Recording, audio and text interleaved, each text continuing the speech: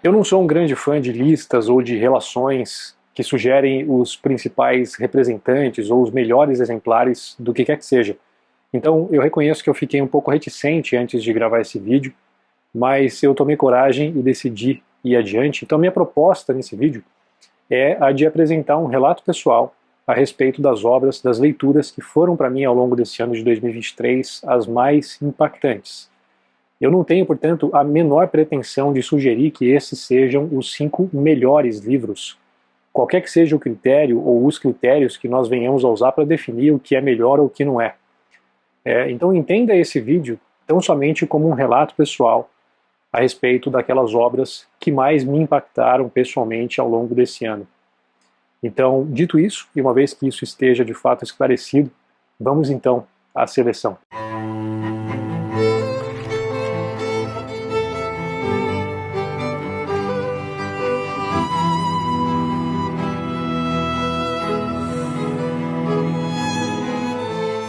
Como não poderia ser diferente, para mim pelo menos, a obra que representou para mim ao longo desse ano, certamente, o maior impacto foi essa obra aqui, Em Busca do Tempo Perdido, a grande obra-prima do escritor francês Marcel Proust. Eu não tenho a menor dúvida de que os nossos gostos literários, assim como o nosso gosto por o que quer que seja, tende a evoluir ao longo da nossa vida. E eu também estou sujeito a isso. Mas eu tenho muita segurança em dizer que certamente essa obra permanecerá entre aquelas que para mim representam algo extremamente impactante. Eu acho que isso não vai mudar ao longo da minha vida. Basicamente, esse livro é de fato a obra máxima, a, a grande obra-prima do escritor Marcel Proust. Para quem não conhece Proust, eu deixo uma sugestão bastante enfática, bastante contundente, para que você conheça esse autor. Ele viveu na transição entre os séculos 19 e 20, salvo engano ele nasceu no final da década de 1870, ou no começo da década de 1870, e faleceu, salvo engano, na década de 1920. Portanto, ele faleceu bastante jovem. E ele é mencionado, a meu ver, muito corretamente, como um dos grandes autores, um dos grandes escritores do século XX. Apesar de ele ter escrito outros livros, sem sombra de dúvida de que essa obra é aquela pela qual ele ficou conhecido. É uma obra magnífica, uma obra bastante extensa, grandiosa, tanto no sentido figurativo quanto no sentido literal. Ela é desenvolvida, é um romance desenvolvido em 7 livros, e eu tenho essa edição da editora Nova Fronteira, na qual os 7 livros que compõem o romance são organizados em 3 volumes, cada um deles contendo algo próximo de umas 800 páginas. Então é uma obra realmente extensa, nessa edição pelo menos, contando com seguramente mais de 2.000 páginas, né? É uma obra que demanda tempo para a leitura e tem que ser de fato uma leitura bastante tranquila. Eu já vou explicar o porquê disso. Ela demanda uma atenção especial, e eu me lembro, inclusive, eu estou fazendo um curso ministrado pela professora Sandra Guimarães, da PUC do Rio de Janeiro, um curso especificamente sobre essa obra, um curso de 2 anos focado somente nessa obra de Proust. E eu me lembro de uma certa ocasião, numa das aulas, ela dizer que Em Busca do Tempo Perdido é um livro que é para ser degustado como um vinho, e eu concordo plenamente, né? Então não é para você ler isso daqui com pressa, em hipótese alguma. Existem aqui claras influências de alguns movimentos importantes, entre eles o impressionismo e o simbolismo.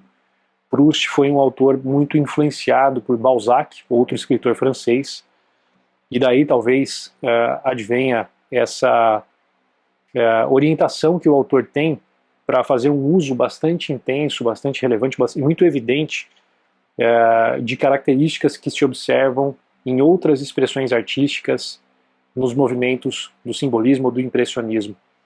Basicamente, a grande proposta de Proust nessa obra é, de alguma forma, encontrar uma maneira de reconstruir o tempo a partir da memória, e mais especificamente a memória sensorial.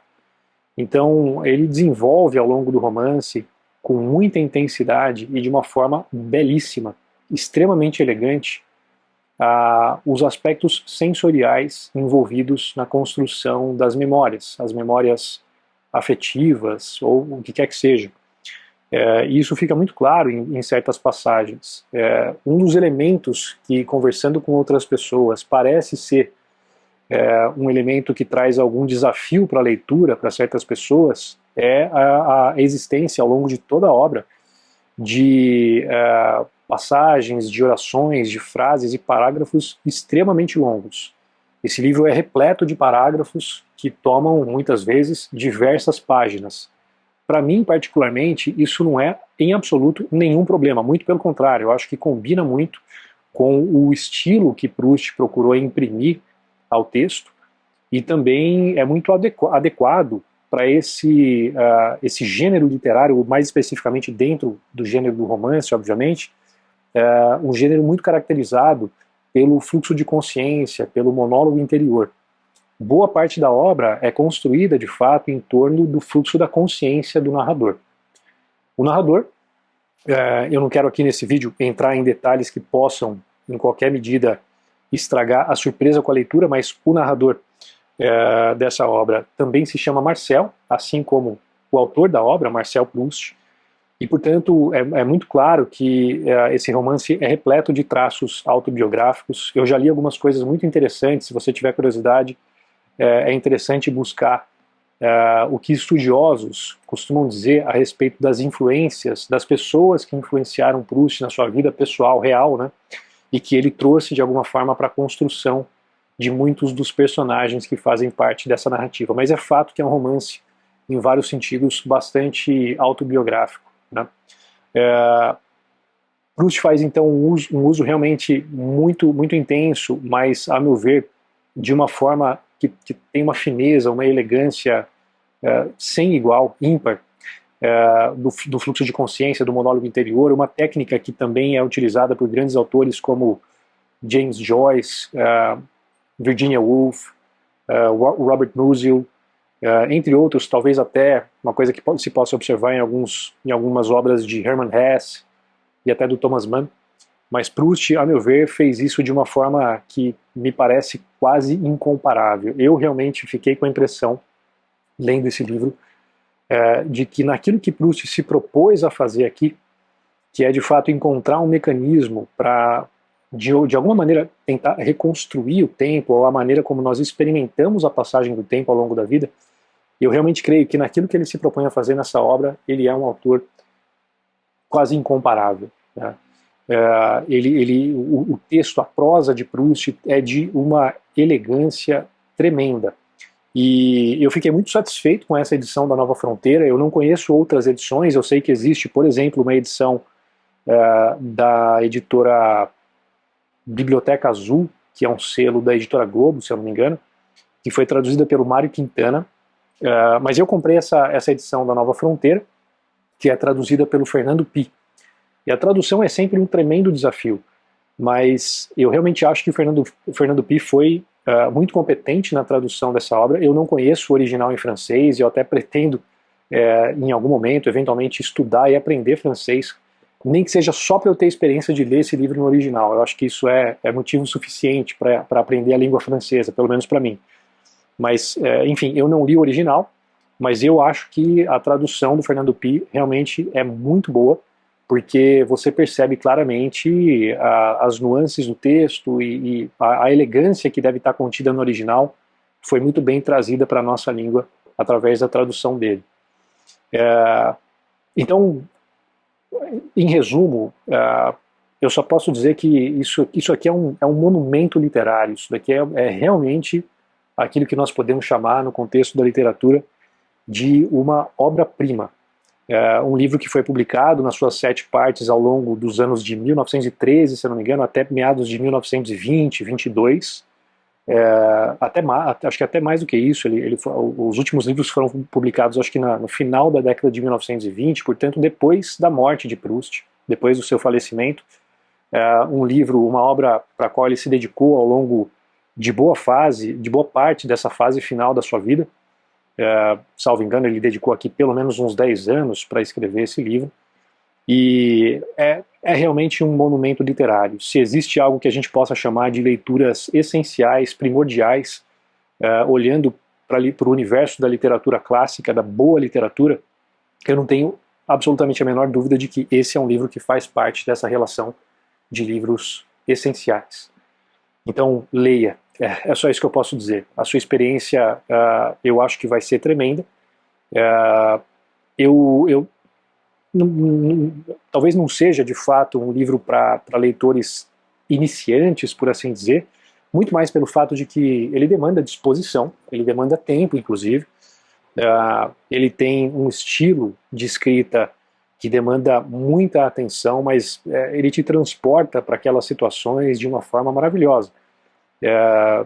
Proust passa, muitas vezes, várias e várias páginas, às vezes dezenas de páginas, por exemplo, tão somente descrevendo uma situação, um jantar, por exemplo, né?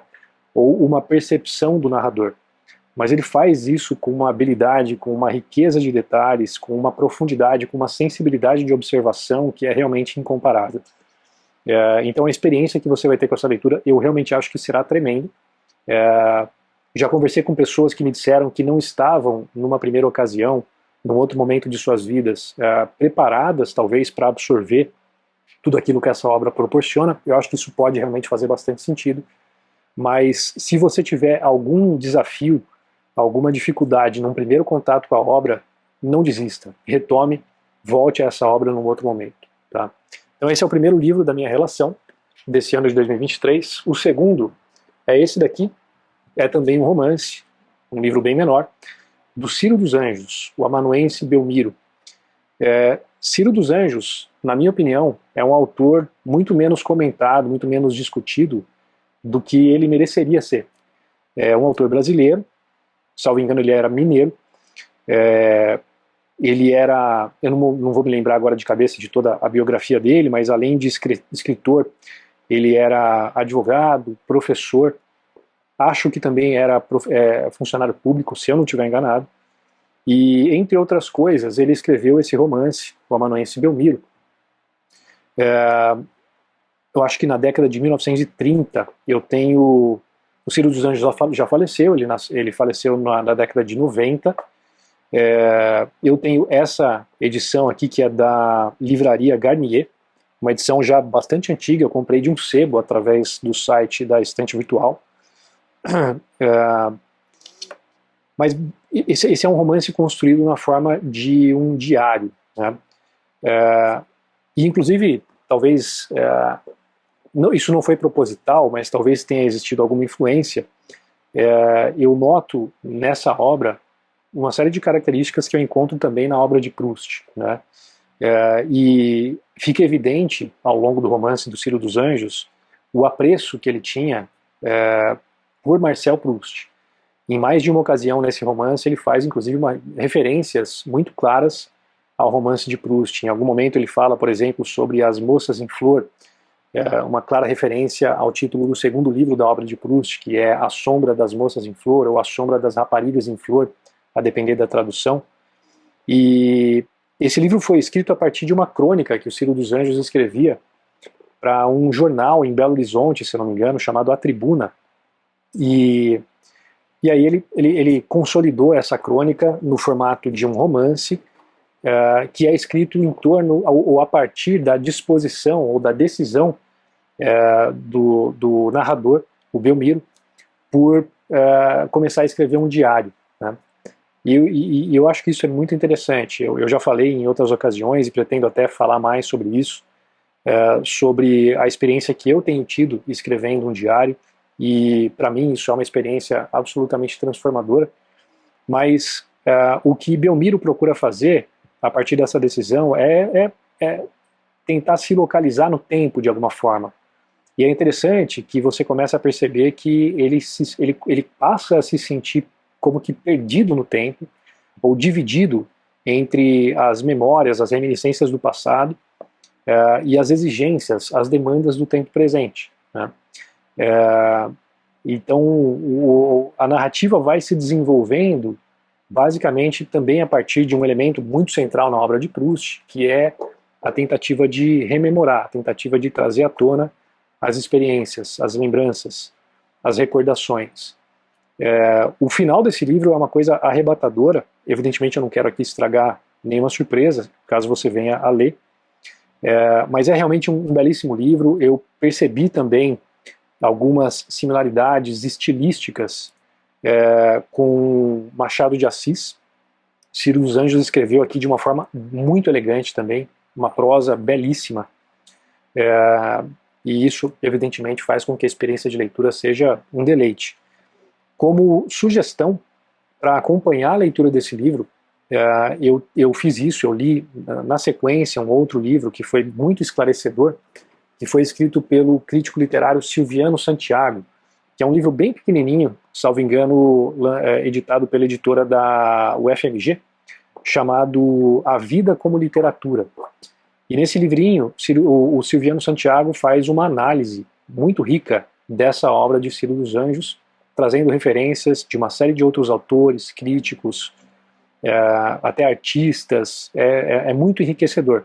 Como sugestão, faça isso depois da leitura do livro do Ciro dos Anjos, porque nesse livro do Silviano Santiago, já no começo, ele faz alguns comentários a respeito do final do livro, do final da obra. Então, talvez isso estrague um pouquinho a sua experiência na leitura da obra principal. Então, comece pelo Amanuense Belmiro, e se você quiser, para mim isso foi muito legal, complemente com esse livrinho do Silviano Santiago chamado A Vida como Literatura, que é uma análise desse romance. Então isso daqui também para mim foi um belíssimo livro, foi uma grata surpresa. Eu não conhecia até então o Ciro dos Anjos. Depois desse livro eu comprei quase todos os outros que ele escreveu, ainda não os li, mas para mim foi uma surpresa muito, muito positiva. Eu gostei bastante dessa leitura. O terceiro da minha seleção é mais um livro do próprio Ciro dos Anjos, é esse daqui, que eu também comprei em um sebo. Eu encontrei também pela estante virtual. O título desse livro é A Criação Literária, e ele faz parte de alguns livros que foram editados dos chamados Cadernos de Cultura. E basicamente esse livro é uma tentativa de Ciro dos Anjos, e se eu não estiver enganado ele escreveu esse livro aqui depois de ter escrito o Amanuense Belmiro, mas é uma tentativa de responder uma pergunta que ele recebe, salvo engano, de um aluno, a respeito daquilo que motivaria o escritor a escrever. E aí ele amplia essa pergunta, ou a tentativa de encontrar uma resposta a essa pergunta, tentando de alguma forma responder uma pergunta maior, que é: qual é a função da arte? Para que serve a arte, qualquer que seja a sua expressão?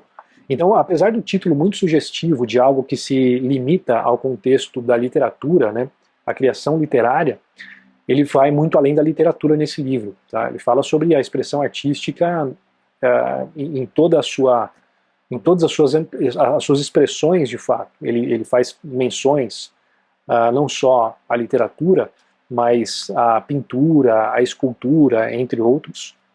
E eu achei muito interessante, porque isso daqui, pelo menos para mim, abriu uma porta de interesse para eu buscar aprender mais sobre conceitos como a estética a partir de um sentido filosófico, né? E tudo que diz respeito à criação estética e à criação artística como um todo. Ele traz aqui comentários a respeito de visões diversas de outros críticos de literatura, de arte, filósofos, outros artistas. Eu achei realmente uma leitura muito enriquecedora para levantar boas questões, boas perguntas em torno daquilo que motiva a expressão artística, a criatividade, o que para mim é um tema de particular interesse, talvez seja também para você. Então, para mim, certamente esse livro aqui figura entre os que mais me chamaram a atenção nesse ano. O quarto livro da nossa seleção é esse livro aqui. Isso aqui é uma seleção de crônicas do Sérgio Milliet. Sérgio Milliet foi um escritor também, um crítico literário, um crítico de arte. Ele também foi poeta, foi pintor, se eu não me engano. Ele era sociólogo brasileiro, que estudou na Europa, então ele tinha uma formação bastante rica, era um grande erudito. E ele foi tradutor de obras tremendas, como por exemplo os ensaios de Michel de Montaigne, entre outros. Eu inclusive soube do Sérgio Milliet e me interessei por ler esse livro, por conhecer a obra dele, quando eu vi, na verdade, que ele havia traduzido os ensaios de Montaigne. Eu comprei um exemplar dos ensaios de Michel de Montaigne, que é um calhamaço enorme, e vi que ele havia traduzido, então pensei, poxa, se esse cara se dedicou à tradução de uma obra como essa, ele deve ter feito coisas interessantes. Então eu fui atrás e comprei esse livro aqui. Foi o primeiro que eu li dele. Sinceramente, não sei o que mais o Sérgio Milliet escreveu, além de crônicas. Ele era um cronista muito habilidoso, mas essa daqui é uma seleção de crônicas da editora Global. E o que me chamou a atenção aqui, na verdade, foi uma das partes que compõe esse livro, que é um diário também, que o Sérgio Milliet chama de diário crítico. E eu achei interessante a proposta que Milliet trouxe para o diário dele. Não é um diário que segue uma linha temporal estrita, não são passagens diárias de fato, pelo menos aqui nessa seleção você encontra passagens muitas vezes muito espaçadas, mas ele faz uma crítica à própria prática do diário, afirmando ou sugerindo que o que ficou conhecido como diário íntimo, de fato nunca será completamente íntimo, né? No sentido de que sempre haverá a incidência daquilo que ele chama de uma máscara entre o autor e aquilo que está sendo colocado nesse negócio. A não ser que o diário fosse limitado à leitura do seu próprio autor, talvez ele jamais seja de fato um diário íntimo. Mas essa é uma pergunta para a gente tentar responder. Eu procuro respondê-la num dos vídeos no meu canal do YouTube, em que eu inclusive procuro criar uma espécie de diálogo, evidentemente um diálogo fictício, porque eu não sei nem se essas duas figuras em algum momento se encontraram pessoalmente, apesar de terem vivido na mesma época, mas um diálogo que eu procuro estabelecer entre o Sérgio Milliet e o Marcel Proust, sobre as discrepâncias que muitas vezes se identificam entre a vida e a obra de uma pessoa, né, de um artista especificamente, ou de um escritor. Mas enfim, no Diário Crítico de Sérgio Milliet, ele traz aqui algumas reflexões que me parecem muito acertadas, muito inteligentes, muito contundentes, evidentemente relacionadas ao seu tempo histórico. O Milliet nasceu no finalzinho do século XIX e faleceu, eu não vou me lembrar agora, mas eu acho que na década de 1960, se eu não me engano. Então ele traz o seu contexto, evidentemente, né, os desafios que se colocavam à sua época, mas eu achei tanto algumas das crônicas quanto especialmente as passagens do seu diário crítico muito interessantes.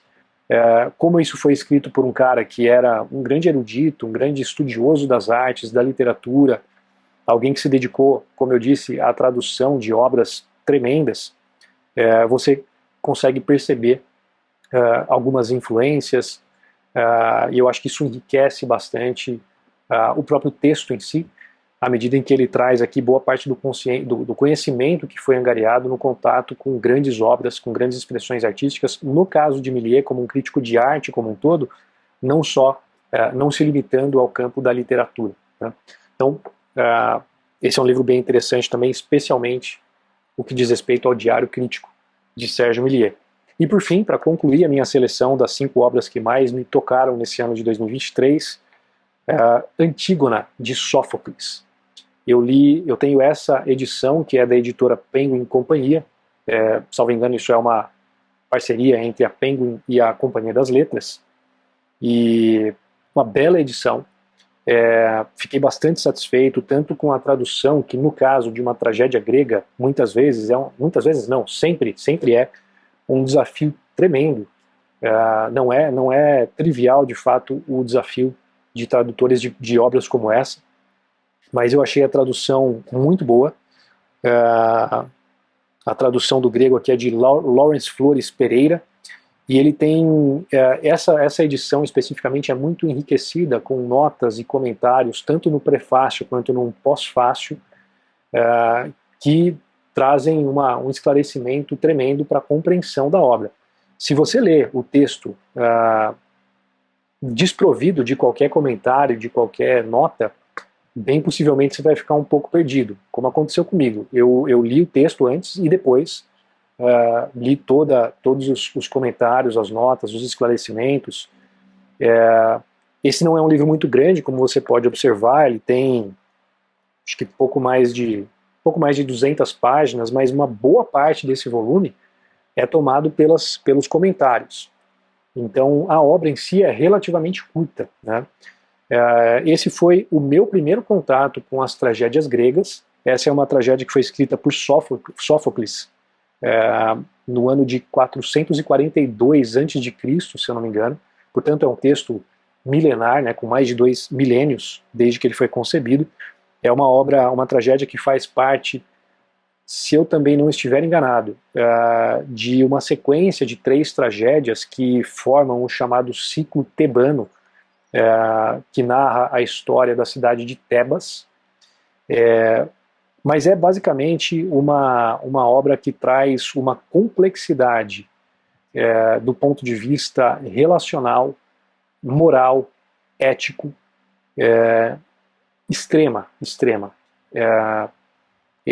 Sófocles desenvolve nessa obra algumas situações que envolvem assassinatos, fratricídio, relações de incesto, relações entre membros da mesma família, rixas que se estabelecem entre pai e filho, uma série de dilemas de uma complexidade moral e ética que vai até o limite, realmente.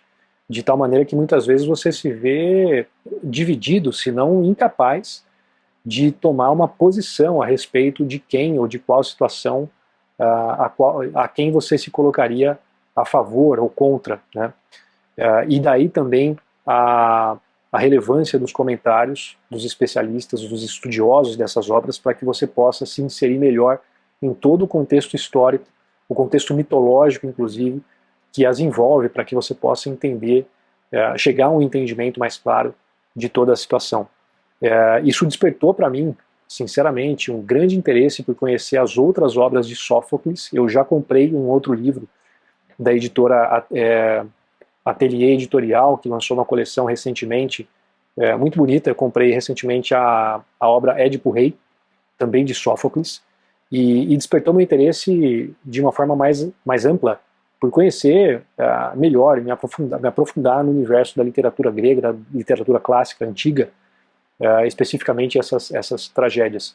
É realmente um texto de uma complexidade muito distinta. Ele é escrito de uma forma bastante poética, muitas vezes até de alguma forma quase musical, mas ele te coloca realmente para refletir. Muitos dos dilemas, dos desafios, das situações que são colocadas nessa tragédia, apesar de ser um texto milenar, com mais de 2.400 anos,